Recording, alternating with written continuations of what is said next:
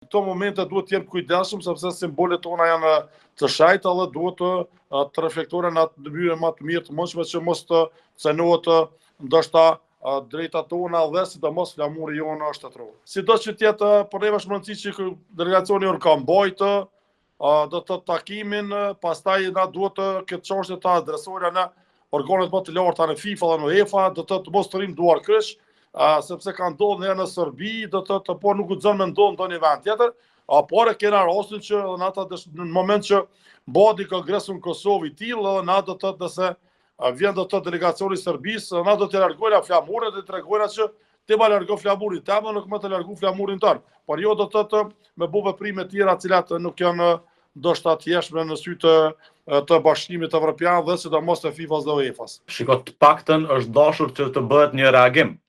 Nëse vendos të qëndrosh në kongres pa flamurin e Kosovës dhe të jepet mundësia nga presidenti Çeferin që në pikën e fundit të rendit të ditës tek të tjerat të ngritet ndonjë çështje apo të bëhet ndonjë pyetje, nëse kushdo prej delegatëve ka dëshirë të ngrisë, aty është dashur të bëjë një farë proteste pse u largua flamuri i Kosovës dhe i vetmi shtet që u trajtua ndryshe nga të gjithë shtetet tjera pjesëmarrëse në kongres ishte Kosova, sepse të gjithë tjerët patën flamurit e tyre.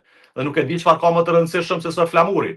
Nëse të hiqet flamuri nga kongresi, atëherë mendoj që nuk duhet fare të jesh prezent në atë kongres. Në reagimin që bëri Federata, theksoi një notë proteste ndaj Federatës së Serbisë për reagimin e tyre, për qasjen e tyre, por unë mendoj që këtu do të jetë notë proteste ndaj UEFA-s, sepse nuk është Federata e Futbollit të Serbisë organizatore e kongresit. Është UEFA organizatore. Pavarësisht që ka zgjedhur ta bëjë në Beograd.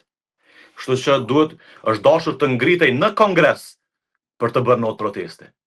Aty ku e ka pasur mundësinë para delegatëve të gjithë Evropës për të folur, dhe normalisht që kurse shfrytëzon atë mundësi, duhet tash patjetër që të bëj notë proteste edhe ndaj UEFA-s edhe ndaj Federatës së Futbollit të Serbisë.